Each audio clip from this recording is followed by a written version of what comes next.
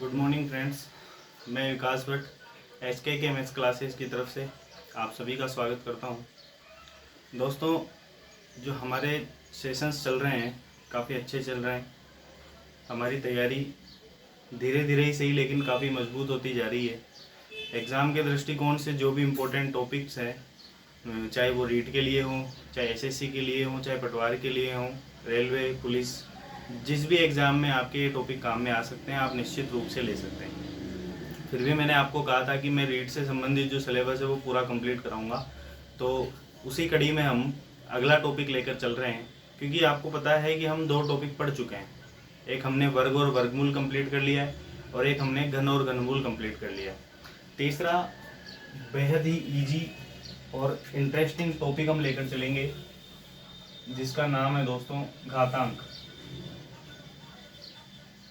आपने पढ़ा होगा ये टॉपिक, इंग्लिश में हम इसको कह सकते हैं एक्सपोनेंट्स। ठीक है दोस्तों, तो आज हम ये टॉपिक क्लियर करेंगे।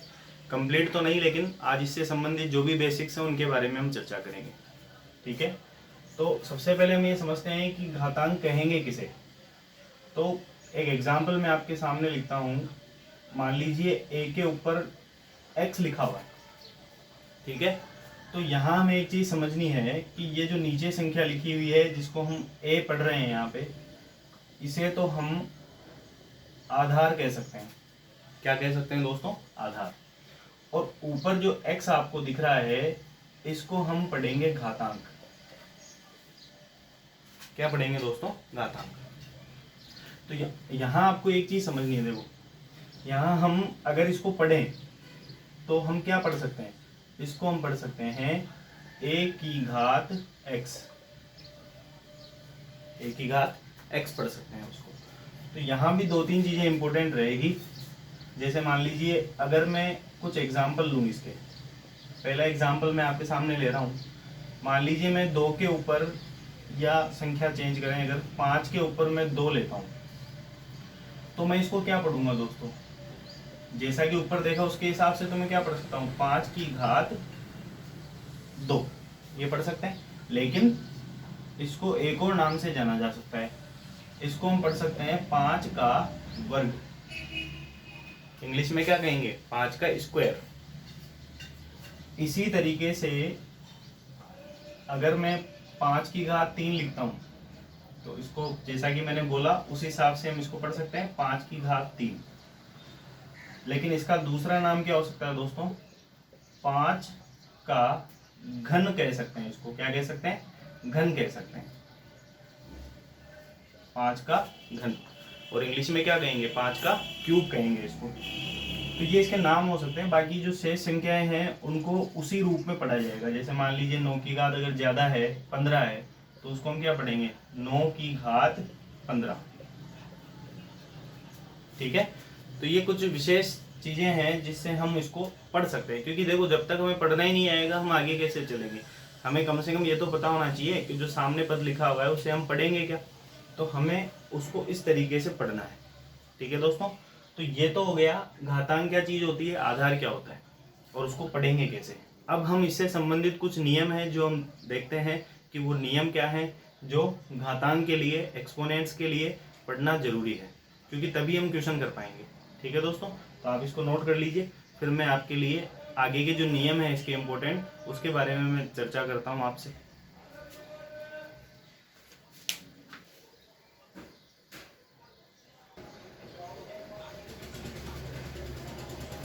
तो दोस्तों, आपने उसको नोट कर लिया होगा। अब हम आगे घातांक से संबंधित कुछ नियम हैं जिनके बारे में हम चर्चा करते हैं। घातांक से संबंधित महत्वपूर्ण नियम कह सकते हैं, गुणधर्म कह सकते हैं, रूल्स कह सकते हैं, जैसा आपको ठीक लगे। ठीक है, तो घातांक से संबंधित कुछ महत्वपूर्ण नियम हैं जिनके बारे में हम चर्चा करते हैं। देखो, पहला नियम मैं आपके सामने लेकर आता हूं, जो कि काफ़ी इंपॉर्टेंट नियम है, कई बार पूछा जाता है और इससे संबंधित क्वेश्चन भी कई बार आते हैं। जैसे अगर हम इसको लिखना चाहें तो कैसे लिख सकते हैं? a की घात m इंटू a की घात n, ये हम लिख सकते हैं। ठीक है, अगर ऐसी स्थिति हमारे सामने दिखाई देती है तो हम उसको a की घात m प्लस n के रूप में लिख सकते हैं। ये तो हो गया मेन नियम। इसको अगर हम हिंदी में लिखना चाहें तो भी लिख सकते हैं। जैसे इसको आप किताबों में अगर देखेंगे तो आपको ये लाइन जरूर देखने को मिलेगी, क्या कि यदि आधार समान हो, आधार समान हो तो घातें जुड़ जाती है।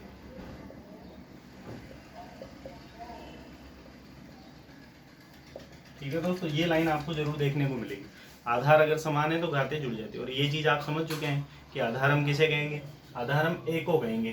तो आधार समान है दोनों जगह क्या आ रहा है, ए आ रहा है, और घात क्या है, अलग अलग है। तो ऐसी स्थिति में दोनों घातें जुड़ जाएंगी, यानी एक ही घात क्या हो जाएगी दोस्तों, m प्लस n। जैसे हम कुछ एग्जाम्पल अगर इसके लें तो एग्जाम्पल क्या हो सकते हैं, देखो मान लीजिए अगर मैं यहाँ 2 लेता हूँ, पहला एग्जाम्पल ले रहा हूँ 2 की घात 3 इंटू 2 की घात 2। बिल्कुल सिंपल सा एग्जाम्पल है। तो ऐसी स्थिति में हमें नियम पता है कि अगर आधार समान होता है तो हम घातों को क्या कर देते हैं दोस्तों, जोड़ देते हैं। तो हम क्या लिख सकते हैं, 2 की घात 3 प्लस 2 यानी 2 की घात क्या लिख सकते हैं, 5। तो इसका आंसर क्या आ जाएगा दोस्तों, 2 की घात 5 आ जाएगा। मान लो अगर ये ऑप्शन में नहीं मिलता है तो आप इसको हल करके देख सकते हैं, यानी 2 की घात 5 है तो आप इसको और आगे अगर हल करें तो क्या लिख सकते हैं, 2 इंटू 2 इंटू 2 इंटू 2 इंटू 2, यानी जितनी घात है उतनी बार आप उसको गुणा करके लिख सकते हैं। गुणा करने पर क्या आ जाएगा, देखिए 2 दूनी 4, 4 दूनी 8, 8 दूनी 16, 16 इंटू 2 कितना हो गया, 32 हो गया। इसका आंसर क्या आ जाएगा दोस्तों, 32। या तो आपको ये देखने को मिलेगा ऑप्शन में, या आपको ये देखने को मिलेगा। ठीक है, तो इस तरीके से हम हल कर सकते हैं। और एग्जाम्पल पूछे जा सकते हैं। तो अगर अगला एग्जाम्पल लें तो मान लो इस तरीके से हम एग्जाम्पल ले सकते हैं। जैसे मान लीजिए 5 की घात -5 दी हुई है, इंटू इधर दिया हुआ है 5 की घात प्लस के 2। तो ऐसी स्थिति में क्या करेंगे, ऐसी स्थिति में भी हमें क्या करना है, अगर आधार समान है तो घातें जुड़ जाएंगी। पहली घात -5 है, दूसरी घात 2 है, दोनों को जोड़ने के लिए बीच में किसका चिन्ह लगाएंगे, प्लस का। अगर हम इसको हल करें दोस्तों तो क्या हो जाएगा, देखिए यहाँ माइनस के 5 है और प्लस के 2 है। तो अगर हमें सामने माइनस और प्लस के रूप में संख्याएं दिखाई देती है तो हमें पता है कि अगर एक संख्या माइनस में है दूसरी संख्या प्लस में है तो हम हमेशा क्या करेंगे दोस्तों, घटाएंगे। तो 5 में से 2 गया, कितना बच गया, 3। और हमें ये याद रखना है कि चिन्ह हमेशा किसका लगाएंगे, माइनस का। अगर परिणाम, देखो यहाँ एक चीज हमें याद रखनी है, अगर अलग अलग चिन्ह दिखाई देना हमें 2 संख्याओं पे तो हमें उसको घटाना है। ठीक है, और चिन्ह परिणाम पे चिन्ह किसका लगाना है, माइनस का, सॉरी बड़ी संख्या का। यहाँ तो बड़ी संख्या माइनस में, इसलिए मैं माइनस के लिए बोल रहा हूँ। तो यहाँ क्या आ जाएगा, 5 की घात -3। ठीक है, या तो ये आंसर हमें देखने को मिलेगा या हमें 1/5 की घात 3 देखने को मिलेगा। ठीक है, तो ये 1/5 की घात 3, जैसे अगर हम इसको नीचे ले जाएंगे ना तो ये घात जो है वो माइनस से किस में हो जाएगी, प्लस में हो जाएगी। ठीक है, तो ये इसके लिखने का तरीका होगा। तो ये बिल्कुल सिंपल सा नियम है जो हमने अभी देखा। दूसरा नियम हम देखते हैं दोस्तों, क्या है, मान लीजिए आधार अलग अलग है और घात समान है। आधार आप देख रहे होंगे यहाँ ए है यहाँ बी है, तो आधार तो अलग अलग है लेकिन घात क्या है, समान है, दोनों जगह m लगा हुआ है। तो ऐसी स्थिति में आधार तो क्या हो जाएगा दोस्तों, गुणा हो जाएगा, और घात एक ही बार आएगी ऊपर m के रूप में। ठीक है, तो इस तरीके से हम लिख सकते हैं। जैसे कुछ एग्जाम्पल अब हिंदी में अगर इसको लिखना चाहे तो क्या लिख सकते हैं, आधार अलग अलग हो और घात समान हो तो हम क्या कर देते हैं, आधार को गुणा कर देते हैं और घात ऊपर लगा देते हैं। कुछ एग्जाम्पल इसके लेते हैं। मान लीजिए पहला एग्जाम्पल मैंने लिया 3 की घात 2 इंटू 3 की घात 5, 3 की घात 2। घात समान रखनी पड़ेगी, तो क्या लिख सकते हैं दोस्तों, देखो यहाँ आधार अलग अलग लेना पड़ेगा। मान लो मैंने आधार ले लिया 5, तो अब सही है, आधार अलग अलग घात समान। तो ऐसी स्थिति में हमें आधार को 2 गुना कर लेना है और घात जो 2 बार आ रही थी उसको एक ही बार लिखना है। ठीक है, तो क्या हो जाएगा, 3 इंटू 5 कितना हो गया, 15, और 15 की घात 2 हम इसको लिख सकते हैं। तो या तो ये आंसर आएगा या फिर इसको कितनी बार, 2 बार गुना कर दो, 15 इंटू 15 जो कि कितना हो गया दोस्तों, 225 हो गया। ठीक है, तो हम ये लिख सकते हैं इसमें। तो आपको समझ में आया होगा। ये एक एग्जाम्पल मैं और बता देता हूँ इसका। मान लीजिए अगर यहाँ आ रहा है इस रूप में 5 की घात -2 इंटू 2 की घात -2, ये संख्या हमें दिखाई दे रही है। तो ऐसी स्थिति में वही आधार तो गुणा हो जाएगा, 5 इंटू 2, और घात ऐसी कैसी आ जाएगी -2। तो कितना लिख सकते हैं इसको, 10 की घात -2। या तो ये आंसर होगा या फिर इसको हम नीचे लिख सकते हैं 1/10 की घात 2 प्लस हो जाएगी। आपको पता है 10 की घात 2 100 हो सकती है, तो 1/100। तो आंसर हमें कोई सा ही मिल सकता है दोस्तों, हमें उसको चेक कर लेना है हल करते समय, या तो ये होगा या ये होगा या फिर अंतिम आंसर ये होगा। ठीक है, तो इस तरीके से हम उसको हल कर सकते हैं। तो ये 2 नियम है, आप इसको नोट कीजिए, फिर आगे के नियम मैं बताता हूँ और क्या क्या नियम है इसके।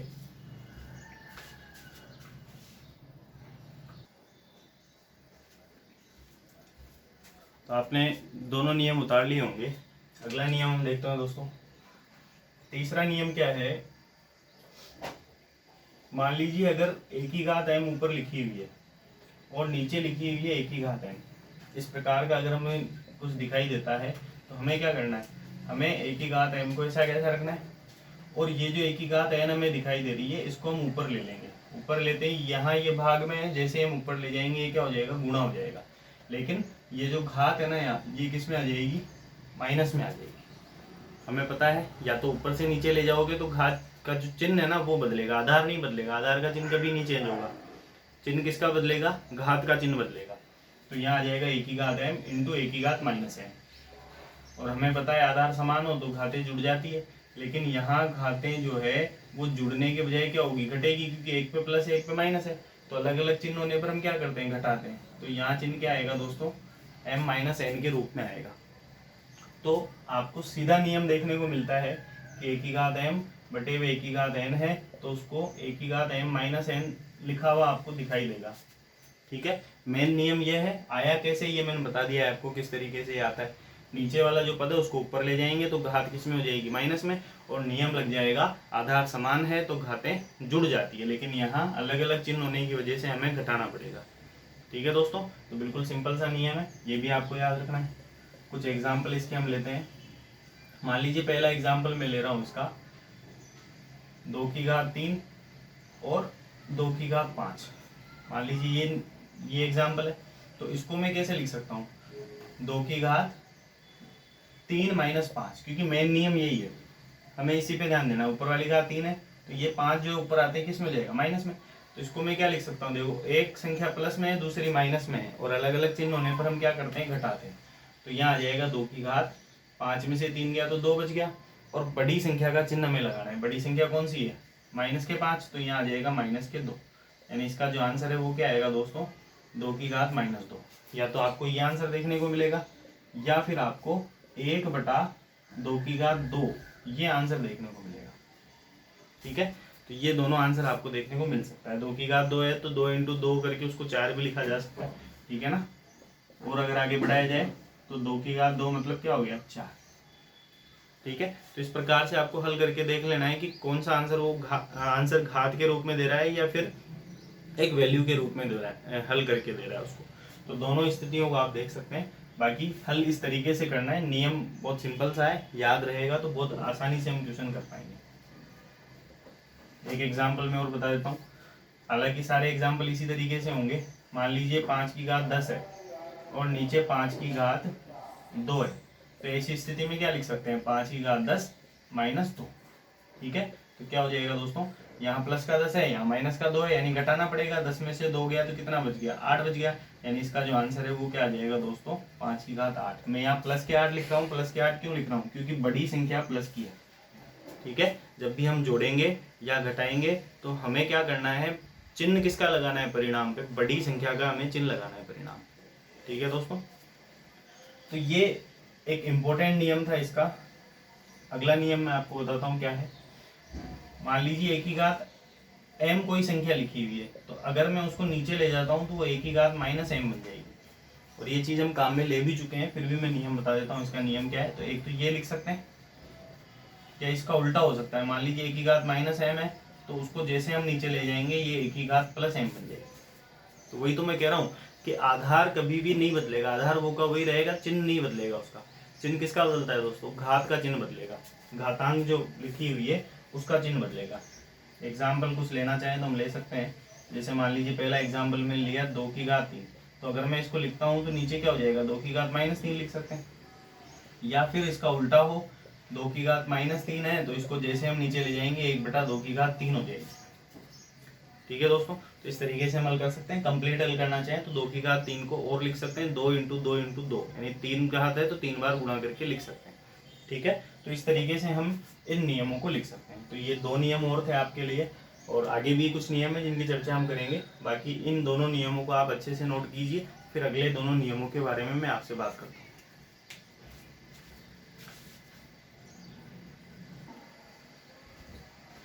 आगे के नियमों पर ध्यान दीजिए दोस्तों। नियम नंबर 5 या गुणधर्म नंबर 5 देखते हैं क्या है। मान लीजिए इस रूप में कोई संख्या लिखी हुई है की घात है और उसके ऊपर एक घात और लगी हुई है। ठीक है, ब्रैकेट होना जरूरी है, इस चीज का ध्यान रखिएगा। ठीक है, एक ही घात m है, फिर उसके ऊपर एक बार और घात लगी हुई है। तो ऐसी स्थिति में हम जो दोनों घातें हमें दिखाई दे रही है उन दोनों घातों को हम गुणा करके लिख देते हैं।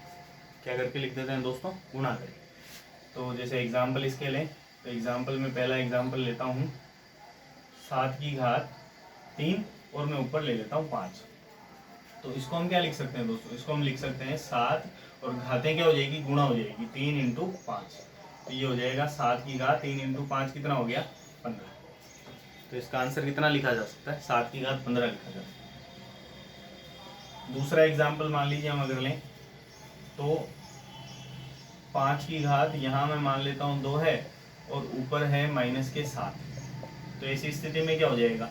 2 × -7, जैसा चिन्ह है वैसा का वैसा आप उसके साथ लगा दीजिए। ठीक है, तो 2 × -7 हो जाएगा, यानी 5 की घात कितनी हो जाएगी दोस्तों? -14। ये इसकी घात हो जाएगी। ठीक है, तो इस तरीके से हम लिख सकते हैं। तो बहुत सिंपल सा नियम है, लेकिन काफ़ी इफेक्टिव नियम है, काफ़ी प्रभावी नियम है। नियम नंबर 6 की हम बात करते हैं, जिससे संबंधित कई बार क्वेश्चन पूछे गए हैं एग्जाम में। ये मैंने यहाँ लिखा। ठीक है, इसका सीधा सा मतलब क्या है? मान लीजिए कोई संख्या है a के रूप में, अगर उसके ऊपर 0 घात लिखी हुई है तो उसका मतलब होता है हमेशा 1, कभी भी 0 नहीं होता। इस चीज़ का विशेष ध्यान रखिएगा कि a की घात 0 जो है वो कभी भी 0 के बराबर नहीं होती है। किसके बराबर होती है दोस्तों? 1 के बराबर। और इससे संबंधित कई बार एग्जामों में क्वेश्चन पूछे गए हैं।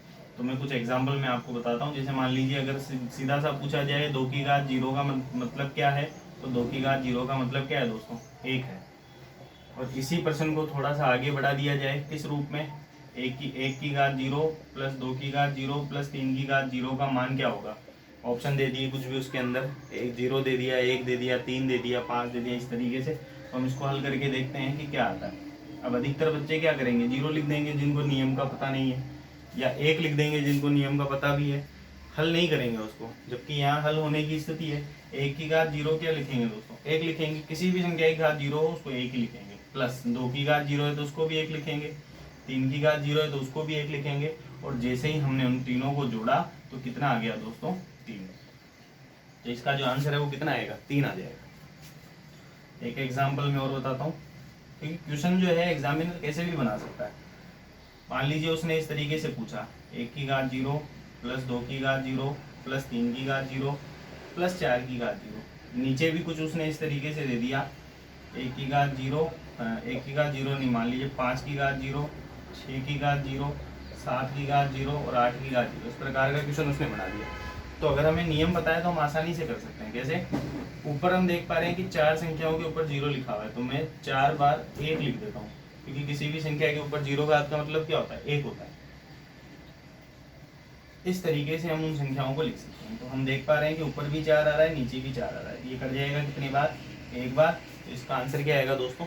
1 आएगा। तो इस प्रकार का क्वेश्चन आपसे पूछा जा सकता है। एक एग्जाम्पल में और बताता हूँ आपको। इस प्रकार का भी एग्जाम्पल पूछा जा सकता है कि 1 की घात 0 × 2 की घात 0 × 3 की घात 0 का मान क्या होगा? ठीक है, तो बहुत सिंपल सा क्वेश्चन है। सॉल्यूशन में बता देता हूँ इसका। 1 की घात 0 का मतलब क्या हो गया दोस्तों? 1 हो गया। 2 की घात 0 का मतलब 1, 3 की घात 0 का मतलब 1। तो यहाँ गलती से 3 मत लिख देगा, क्योंकि ऑप्शन में 3 भी देगा वो, और हम क्या करते हैं जल्दबाजी में 3 लिख देते हैं। लेकिन यहाँ हम देख पा रहे हैं कि यहाँ गुणा है। गुणा है तो तीनों को गुणा करेंगे, कितना आएगा दोस्तों? 1 ही आएगा। तो काफ़ी इंपॉर्टेंट नियम है, इससे कई बार एग्जामों में क्वेश्चन पूछे गए हैं। ठीक है, बिल्कुल सीधे सीधे सिंपल सिंपल से क्वेश्चन पूछे गए, लेकिन फिर भी बच्चों ने इसमें गलतियाँ की, लेकिन हमें गलतियाँ नहीं करनी है। तो इस तरीके से हम इन दोनों नियमों को लिख सकते हैं, उपयोग में ले सकते हैं। ठीक है, तो आप इन दोनों नियमों को नोट कीजिए। फिर कुछ नियम और बच रहे हैं या कुछ इंपॉर्टेंट फैक्ट्स और हैं जिनके बारे में हमें अभी चर्चा करनी है।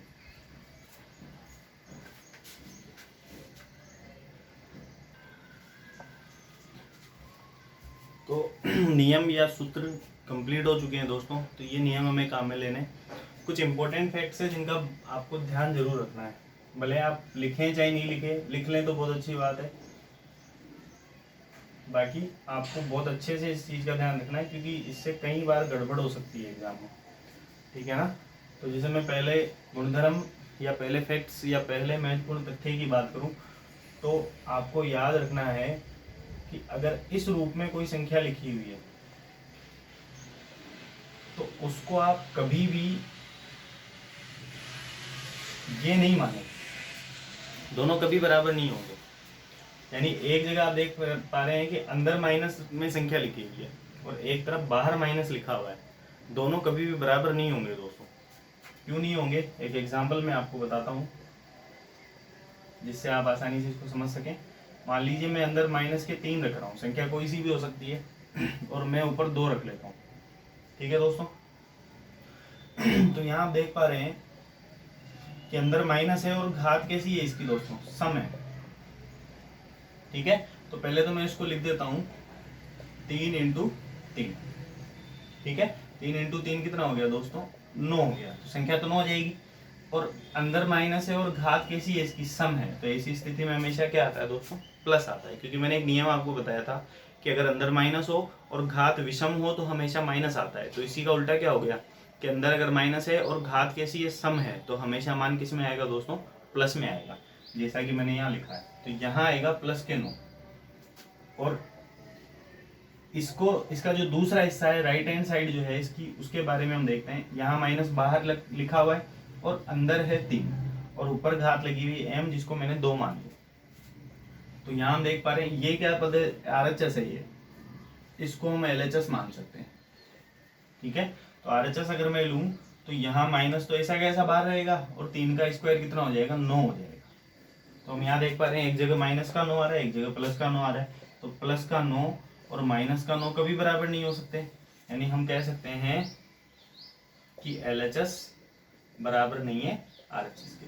तो ये विशेष नियम है जिसका आपको ध्यान रखना है, कभी भी बराबर नहीं होंगे ये, कि अंदर माइनस है और बाहर माइनस है, अलग अलग पद है दोनों, कभी बराबर नहीं होंगे। ठीक है, इस चीज का आपको ध्यान रखना है। एक दूसरा इंपॉर्टेंट फैक्ट मैं और बताता हूँ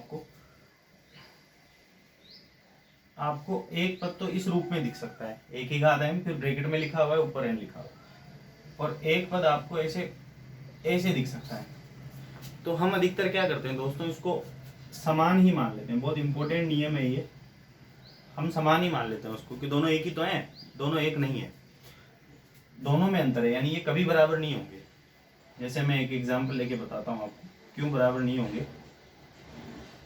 मान लीजिए अगर हम यहाँ 2 ले लें और यहाँ 3 ले लें और ऊपर 2 ले लें, ठीक है, ये हमने ले लिया। तो क्योंकि हम पहले किसकी बात कर रहे हैं दोस्तों, एग्जाम्पल नंबर 1 है ये, इस साइड को लेते हुए मैं चल रहा हूँ, तो हम पहले LHS की बात कर रहे हैं। किसकी बात कर रहे हैं, LHS की। तो 2 की घात 3 फिर ऊपर 2, तो क्या हो जाएगा दोस्तों, इसको हम क्या लिखेंगे, नियम के अनुसार 3 × 2 बनेगा, घाते गुणा हो जाएगी। तो ये क्या हो जाएगा, 2 की घात 6 हो जाएगी। ठीक है, और 2 की घात 6 को अगर हम आगे हल करें तो क्या हो सकता है, 2 × 2 × 2 × 2 × 2 × 2 × 2, यानी 6 बार उसको गुणा करना है। गुणा करने पे क्या आएगा वो चेक कर लेते हैं। 2 × 2 क्या हो गया, 4, 4 × 2 8, 8 × 2 16, 16 × 2 32, 32 और 2 कितना हो गया, 32 × 2 कितना हो गया दोस्तों, 64 हो गया, 64 हो गया। इसी की दूसरी साइड हम लेते हैं जिसको हम राइट हैंड साइड कह रहे हैं, RHS कह रहे हैं। ठीक है, तो RHS क्या है दोस्तों, यहाँ एक ही घात m के ऊपर n है, यहाँ कोई ब्रैकेट नहीं है, तो इसको मैं जमा देता हूँ उसी रूप में, ये 3 और ये 2। यहाँ क्या करना है अपने को, यहाँ उस नियम से नहीं हो सकता दोस्तों, वो नियम मैंने पहले भी कहा था, ब्रैकेट हो तभी लगेगा, ब्रैकेट नहीं है तो क्या करना है, हमें 2 ऐसा कैसा लिखना है और ये पहले हल करना है। ठीक है। अगर इसके ऊपर और घात है तो पहले ऊपर वाले को हल करेंगे, ठीक है। ऊपर से हल करते हुए आएंगे क्रम से, ठीक है। आसानी से हल किया जा सकता है, लेकिन ध्यान रखने लायक चीज है। तो 3 की घात 2 है, और 3 की घात 2 का मतलब क्या हो गया दोस्तों, 3 को 2 बार गुणा करना है। तो क्या हो गया 3 इंटू 3, यानी मैं इसको लिख सकता हूँ 2 की घात 9। कितनी लिख सकते हैं दोस्तों, 2 की घात 9 लिख सकते हैं। यानी हमें 2 को 9 बार गुणा करना पड़ेगा, और 2 को 9 बार गुणा करेंगे, जैसे मैं यहाँ लिख देता हूँ उसको 3 4 5 6 7 8 और 9, और ये 1 2 3 4 5 6 तक तो हम गुणा कर चुके थे। 6 तक गुणा करने पे 64 आ रहा था। 64 इंटू 2 कितना हो गया दोस्तों, 128 हो गया। 128 इंटू 2 कितना हो गया, 256 हो गया। 256 इंटू 2 कितना हो गया दोस्तों, 512 हो गया, ठीक है। 128 इंटू 2 बिल्कुल 256 हो जाएगा। 256 इंटू 2 512 हो जाएगा, सही है। तो हम देख पा रहे हैं कि 64 और 512 कभी बराबर नहीं हो सकते, यानी LHS और RHS बराबर नहीं है। तो काफी इंपॉर्टेंट नियम है कि ये और ये पद कभी भी बराबर नहीं होता है, क्योंकि देखो इससे क्वेश्चन पूछे जाते हैं एग्जाम में और हम गलतियां करते हैं। तो आपको इस प्रकार की कोई गलती नहीं करनी है, क्योंकि हम गलती करेंगे तो फिर मुश्किल है, क्योंकि हम जानते हैं कि अगर एक क्वेश्चन भी गलत होता है तो हम काफ़ी नीचे आ जाएंगे उससे। इसलिए आपको गलतियां नहीं करनी है। हाँ, कुछ टफ क्वेश्चन होते हैं जो सभी के लिए टफ होंगे, बाकी अगर हम इजी क्वेश्चन ही गलत कर रहे हैं तो हम बहुत पीछे हो जाएंगे उससे, ठीक है। तो ये काफ़ी इंपॉर्टेंट नियम थे जिनके बारे में हमने चर्चा की। ये कुछ इंपॉर्टेंट फैक्ट्स थे जिनको हमें याद रखना है। तो आज की जो क्लास है दोस्तों, उसमें हम केवल इतना सा हम चेक करेंगे, इतनी सी हम चर्चा करेंगे कि इसके महत्वपूर्ण नियम कौन कौन से हैं, घात और घातांक हम किसे कह सकते हैं, आधार क्या चीज़ होती है, वो सब हमने आज के सेशन में देख लिया, ठीक है। आप वीडियो को पॉज करके जो भी मैंने अभी समझाया उसको आप लिख सकते हैं, ठीक है दोस्तों। तो काफ़ी अच्छे से आप इनको नोट कीजिए, नोट्स बनाते रहिए, ताकि आपको आगे भविष्य में कभी भी ज़रूरत पड़े तो वापस आप उसको यूज़ में ले सकते हैं। और मैं उम्मीद यही करूँगा कि भविष्य में आपको ज़रूरत नहीं पड़े, आप इसी साल कहीं ना कहीं जॉब लग जाए। तो आपको अच्छे से इन चीज़ों को पढ़ना है, क्योंकि दोस्तों देखो बार बार वही तैयारी करनी पड़ेगी, बार बार उन्हीं चीज़ों को पढ़ने से बढ़िया है आप एक ही बार उसको अच्छे से पढ़ लें। थोड़ा दिक्कत तो आएगी, समस्याएं भी आएगी, लेकिन बार बार समस्याएं लेने के बजाय आप एक ही बार समस्या को हल कर दें तो ज़्यादा अच्छा है, ठीक है दोस्तों। तो इसी तरीके से जुड़े रहिए SKK मैथ्स क्लासेस से, और इसी तरीके से अप्रिशिएट करते रहिए मुझे। अच्छा लगे तो लाइक करते रहिए, शेयर करते रहिए, सब्सक्राइब करते रहिए, ज़्यादा से ज़्यादा बच्चों तक इसको पहुंचाइए, ताकि उनको भी इस प्रकार की जो फ्री सुविधा है उसका फ़ायदा मिल सके। और लोगों की मदद करते रहिए, अपने परिवार की सहायता करते रहिए, अपने स्वास्थ्य का ध्यान रखिए, परिवार के स्वास्थ्य का ध्यान रखिए। तो दोस्तों मिलते हैं फिर अगले वीडियो में, क्योंकि आज का जो सेशन है वो इतना ही रहेगा। महत्वपूर्ण नियमों के बारे में हमने चर्चा की, आगे हम इसी टॉपिक को हम आगे बढ़ाएंगे और इससे संबंधित कुछ इम्पोर्टेंट क्वेश्चनों के बारे में हम बात करेंगे, ठीक है दोस्तों। आज के लिए बस इतना सा ही। जय हिंद, जय भारत।